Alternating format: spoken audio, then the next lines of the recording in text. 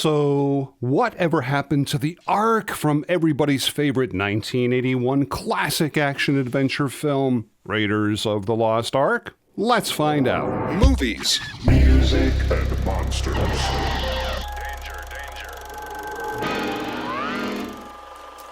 Hey guys, Dan Monroe here talking about movies, music, and monsters.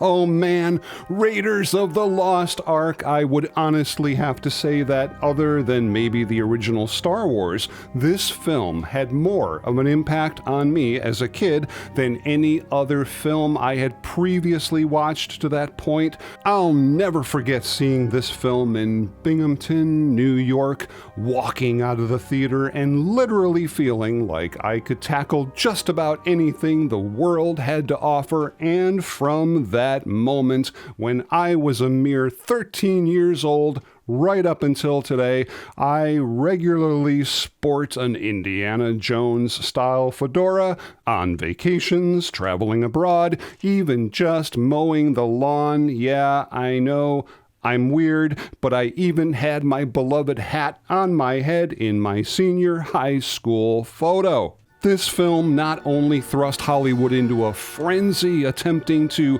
recapture the brilliance and glory of this movie in their own productions, but has remained to this day probably one of the greatest action-adventure films in movie history. So, grab your bullwhip, your favorite Indiana Jones hat with your golden fertility idol and a bucket of stale popcorn, and let's dive in. Snakes. Why did it have to be snakes? Now, for those of you who have lived under an enormous rock for the last 42 years and have never seen Raiders of the Lost Ark, no, not Indiana Jones and the Raiders of the Lost Ark, just Raiders of the Lost Ark. Set in 1936, we follow college professor Henry Indiana Jones Jr. on a worldwide quest for the Lost Ark of the Covenant, the chest with supernatural powers that once contained the 10 Commandments, in a race to capture the Ark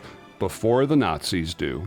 A little background on this film. George Lucas initially conceived the story in the early 1970s, 1973 to be exact, hoping to modernize the serial adventure films of the early 20th century, which he loved so much as a kid. And shortly after his enormous hit with Star Wars in May of 1977, Lucas shared the idea with Steven Spielberg while the two were vacationing in Hawaii. They went there to avoid any potential negative news about his new movie, Star Wars. I came up with two ideas. One was a space adventure. One was the adventure of an archaeologist looking for supernatural artifacts. Nothing really happened until I finished Star Wars, and when I was sitting on the beach after the release of the film, we were in Hawaii, and Stephen was there, and he was saying that what he really wanted to do was a James Bond film, and I said, oh, well, I've got a great idea, because this is much better than a James Bond film.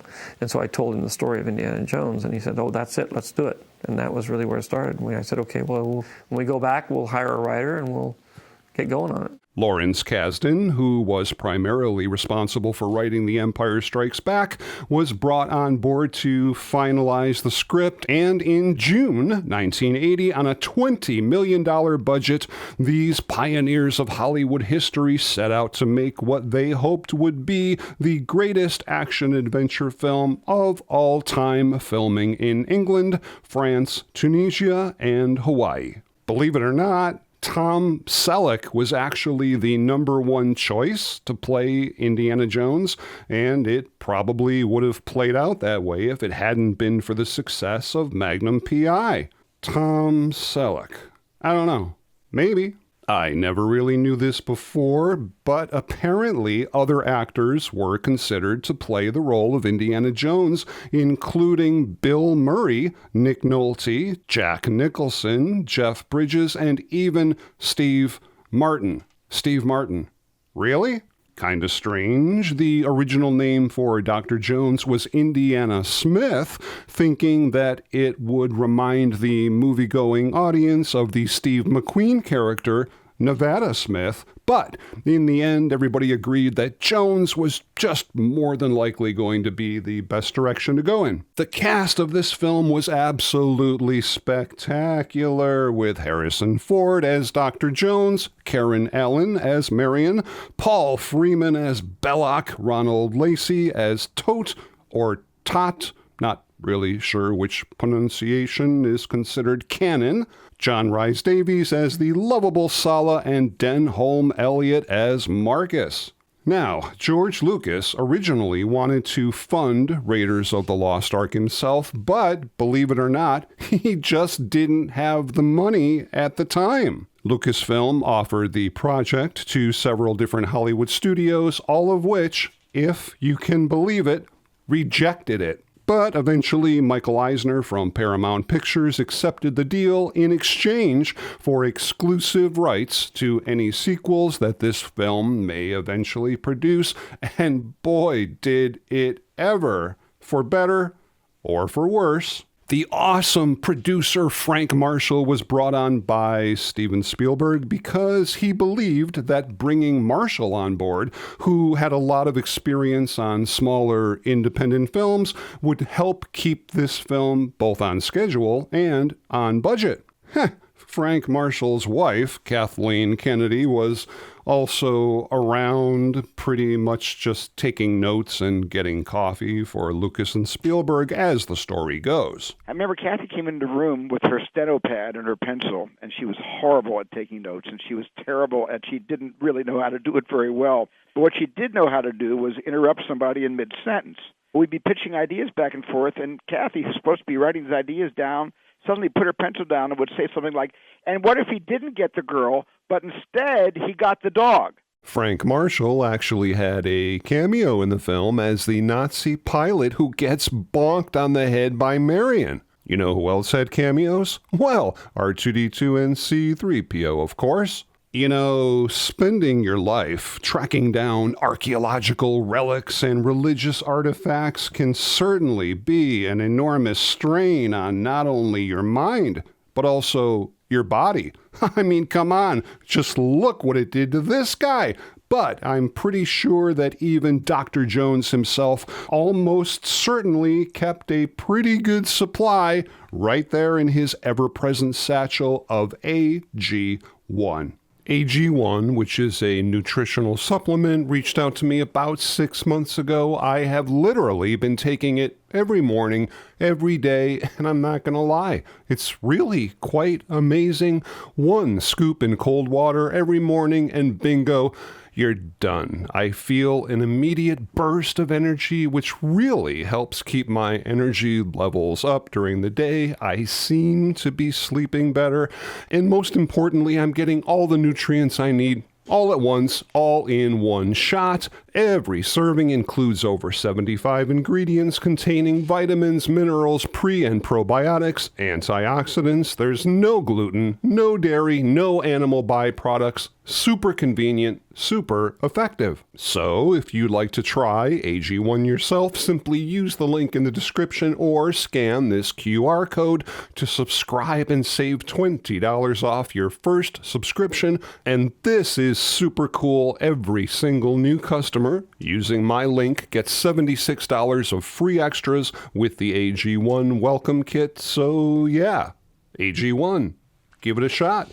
You might just feel better. And now, back to Raiders of the Lost Ark. Principal photography began on June 23, 1980, with on-location shooting costing around $100,000 a day. Director Spielberg intentionally refused to do multiple takes of any particular scene. He just wanted the production to keep going quick and fast, and also wanted to prove to the Hollywood executives that, unlike Jaws, he could bring in a film on time and on budget. They never actually filmed in Egypt itself. They used Tunisia for that, which was also the desert planet of Tatooine in the original Star Wars, and it's kind of funny.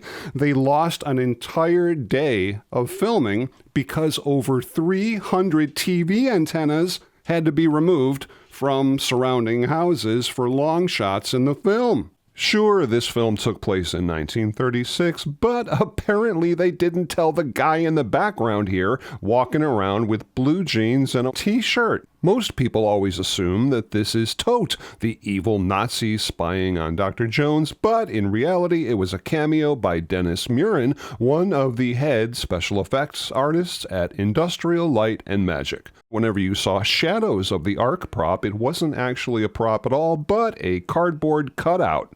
I always enjoyed this little bit of movie magic in the scene at the beginning where Indy grabs onto the vine and swings into the water. If you look really closely, you'll notice that the vine, after he lets go of it, perfectly glides right back into this large, curved hook that holds the vine in place for the next take. Post-production lasted about 2 months and focused primarily on the special effects and pickup shots, and believe it or not, Spielberg's first cut of this film was close to 3 hours long, but was eventually re-edited to just under 2 hours. Okay, we need an extended director's cut of this film. Who do we write to? And then there's the iconic score to this film. I mean, what can you say? It's John Williams. That damn music follows me everywhere. It's played every time I walk on a stage, every time I walk off a stage. It was playing in the operating room when I went in for my colonoscopy. In fact, I would almost have to admit that other than the main theme from Star Wars, the Raiders March from this film, to me, is probably the second most recognizable theme from any movie in Hollywood history. And don't forget, dum dum dum dum dum dum dum dum dum dum dum dum dum dum dum dum. And talk about special effects. The end of this film. Seriously, I remember the first time I saw this movie, I was not prepared for the last 10 minutes of this film, I can tell you that. Unbelievable practical special effects that absolutely still hold up today. Melting faces, exploding heads, apparitions, floating around tormented Nazis. I mean, come on, what's not to love? In fact, Belloc's exploding head was considered so extreme by the Motion Picture Association of America that they were literally going to give this film an R rating. So, what do? We'll just superimpose a bunch of flames over the effect. Yep, that'll do it. Raiders of the Lost Ark was released on June 12, 1981 and earned over $350 million worldwide, becoming the highest grossing film of that year and even playing in some theaters for over 12 months straight. The film won 5 Academy Awards and 7 Saturn Awards, making it easily considered one of the greatest films of all time. Raiders was released on VHS, Laserdisc, and Betamax in the 1980s, numerous DVD releases over the years, and finally a gorgeous 4K Ultra HD Blu-ray release in 2023, and man, does this film look great! Now, as far as the dreaded remakes and reimaginings, thank God to this point we haven't had any, even though we did get a whole slew of sequels, most of which were pretty good, but honestly, I have to say my second favorite Indiana Jones film has to be, drum roll please, Temple of Doom. I'm not really sure why. Probably I was just at that very influential age, but I really liked the fact that it was a bit more gritty and dark, and the fact that my own mother refused to let me go see any film with somebody's heart getting ripped out, but I used to like to sneak out of the house, and I did several times to see Temple of Doom. I thought The Last Crusade was fine, but to me it came across as more of a comedy than a true adventure film. Everybody relax. Just my opinion, but I thought that Elsa was nothing more than comic relief. Brody was unfortunately reduced to just comic relief. Sean Connery was great, but was put in again mostly for comic relief purposes, I don't know. I mean, I like it. It's fun, but I just don't have the love for that film that I know so many other people do, and it's probably for those personal reasons. Then in 2008, we got Kingdom of the Crystal Skull, which to me was just pushing the limits of Harrison maybe being past his prime. To me, a completely unnecessary film. I mean, parts of it were okay, I guess, kind of fun, I suppose.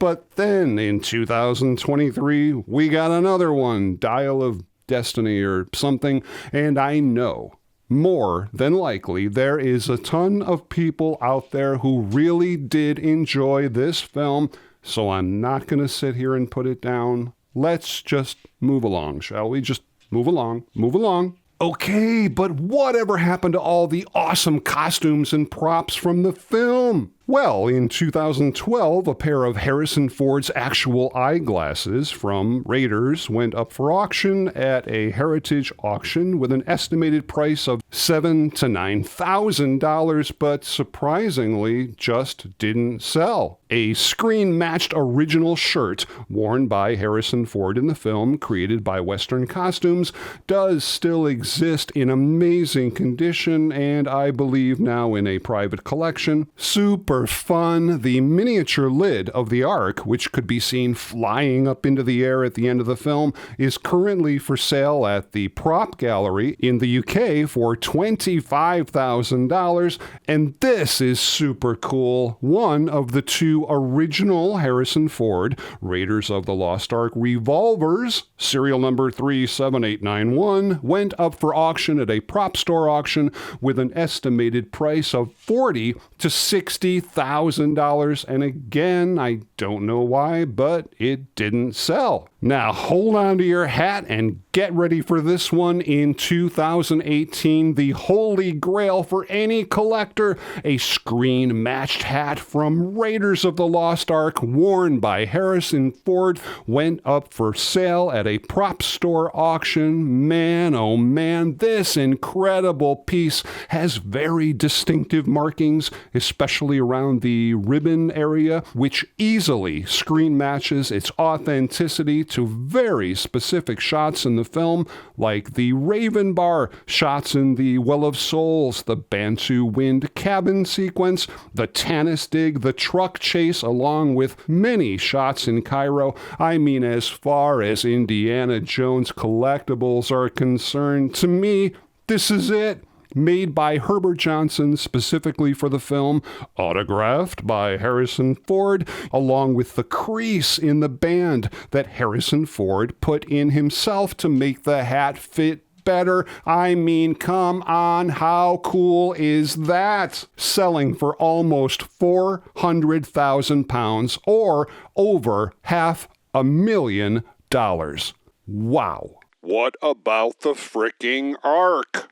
Well, come on, we all know where it is. It's in that big warehouse that we saw at the end of the film. I mean, it almost has to be. We saw Indy break open the case years later in Kingdom of the Crystal Skull, right? What a load of crap. The original hero prop, hero being the Hollywood industry term for the primary filming prop, is still in the Lucasfilm archives, still in incredibly gorgeous condition, and luckily Lucasfilm does put this amazing prop out on tour for occasional appearances in various locations throughout the world, so in a way, yeah, it literally did end up in some giant warehouse. It just happens to be the Lucasfilm warehouse. But that, my friends, is not the end of the story, and this is absolutely unbelievable. Just this year, in 2024, after initially being discovered in an episode of Antiques Roadshow,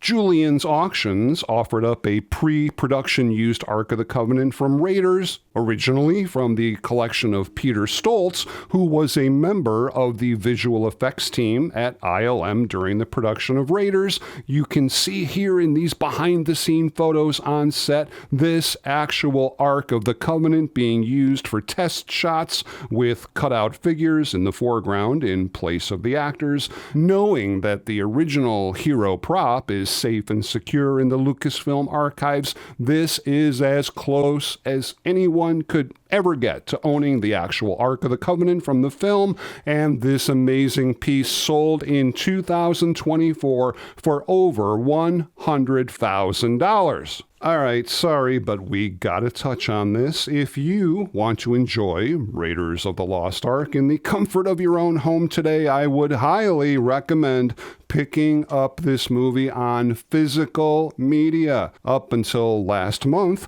you were able to watch all the Indiana Jones films on Disney+, but Disney has removed all the films except Dial of Destiny. God help us. I guess Paramount still owns the distribution rights, even though Disney purchased Lucasfilm. I don't know. At any rate, it just really stinks, but it just drives home the fact that physical media is not dead, and at least if we own the film ourselves at home on DVD or Blu-ray, this kind of crap just can't happen in the future. Now, the last time my wife and I were in London, it was so cool. I got to go over to Herbert Johnson's, the guys that made the original hats for Raiders. It was so much fun picking one out and coming home with it, knowing I finally had a quote unquote real Indiana Jones hat. It's pretty cool. I like it. But if any of you are interested in getting a movie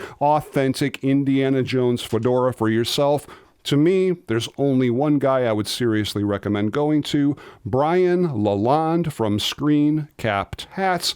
I have several of Brian's fedoras, including this one, and they are absolutely phenomenal. This guy sells hats to fans all over the world. I even ran into a guy on the streets of London wearing one of Brian's hats. So check this guy out and start some adventures of your own. The link is in the description. Raiders of the Lost Ark is not only still to this day considered one of the greatest action-adventure films of all time, but also one of the greatest films in Hollywood history, with its timeless sense of both heroes and villains, globe-trotting quests for lost religious artifacts, helping to pave the way for other great action-adventure films of the 1980s and 90s, including The Mummy, Romancing the Stone, Tomb Raider, The Goonies, Jumanji, Sahara, National Treasure, Congo, and so many more. We could be here all day, but